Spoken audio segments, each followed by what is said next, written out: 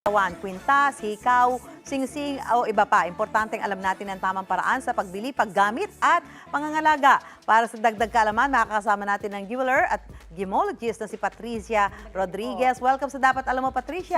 Salamat. Ayan.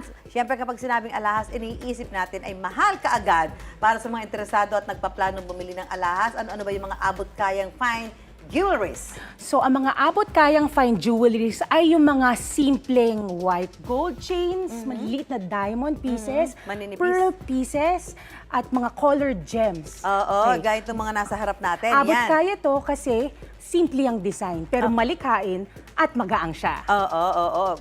Paano ba dapat ibagay ang mga alahas sa mga suot natin? Paano yung tamang pagpapares ng mga ito kung magkakaiba ang mga gemstones? Ang ginagawa ko is inaaral ko ang pamumuhay or lifestyle ng gagamit, personality niya, at ang mga damit niya. So, first step, Sample. yes, sample tayo. So, first step, ilalatag ko ang collection ko. So, today, gusto ko blue. Blue ako, casual day. Ang color blue or asul ay maganda ang contrast o pagkakaiba sa white gold na Oo nga. alahas. Yeah, oo. Diba? Ito. So, susuot mo white. Yes, white gold po. Kita nyo. Yan, white gold. Okay. Tapos, kunwari, nights out tayo. Siyempre, ang automatic natin is black. Di ba? Ayan, so ito, pwede ito, ano ba, night out, pwede ba yan? Ito po yung pag blue ang night out, dito na tayo sa yellow gold. Pag gabi? Yes, kasi pag night out, lagi tayo nakaitim, di ba? Para usually. elegante. Ang maganda So, ito? yes, maganda ang contrast ng yellow gold sa itim na damit, di ba? So, ito naman ang Kung paborito. naka-dark ka, colored na damit ka, pwede ito. Pwede rin, pwede rin. Oh. Very Tapos ito, ang perlas, ay favorite ng mga office girls. Kasi, syempre, di ba, pag magpe-presenta ka sa mga executives, dapat pusteryosa, pero parang balanse na malinis na elegant. So, ang perlas ba, lalo ito na may combination ng ano, opo, ng diamond. ng diamond and white gold. Ito, parang walang pinipiling ano yan? Wala. Gabi o umaga. Yes, yun ang parang maganda. elegant eh, no? Maganda perlas kasi maliban sa luster nila, ang puti, lahat ng color ng damit, binabagayan, tsaka nakaka-brighten nga naman siya ng muka.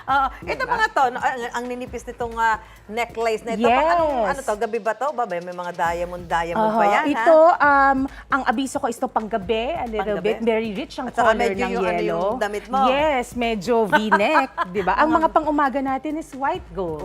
Yes. Ito kahit hindi ano yung damit mo, medyo may mga skin na ano. Importante, paggagamit, ano naman ang mga dapat gawin para mapangalagaan ng mga alahas? May DIY cleaning tips ka ba?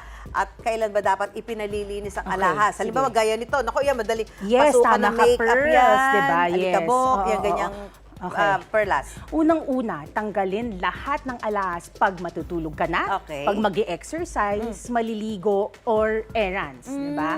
Itago mo sila kaagad sa jewelry pouches at boxes. Gaano kadalas mo siya dapat linisin?